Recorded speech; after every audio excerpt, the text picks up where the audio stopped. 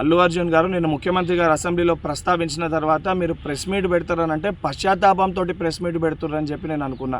ఎందుకంటే సంధ్యా థియేటర్ సంఘటన జరిగిన తర్వాత ఆ సంఘటన మీ దృష్టికి వచ్చిన తర్వాత కూడా మీరు ఈ రకంగా మూవీ ఎప్పటివరకు చూసిర్రు, ఎప్పటివరకే క్లాప్స్ కొట్టిర్రు, వెళ్ళేటప్పుడు మీరు అభివాదం తెలుపుకుంటూ వెళ్ళినరా లేదా మీరు ర్యాలీగా వెళ్ళినరా, చాలా క్లియర్గా ఫుటేజెస్ కనబడుతున్నాయి.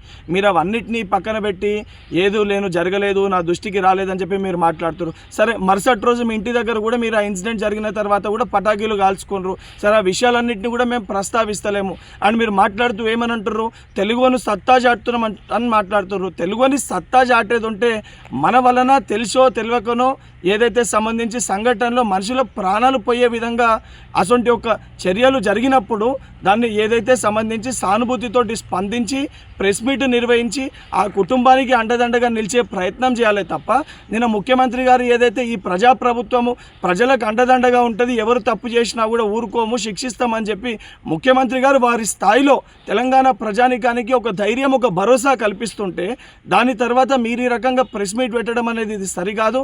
ఇప్పటికన్నా మీరు మాట్లాడిన మాటలపైన మీరు ఆత్మవిమర్శ చేసుకొని మీరు మాట్లాడిన మాటల్ని వెనుకకి తీసుకోవాలని చెప్పి డిమాండ్ చేస్తున్నా.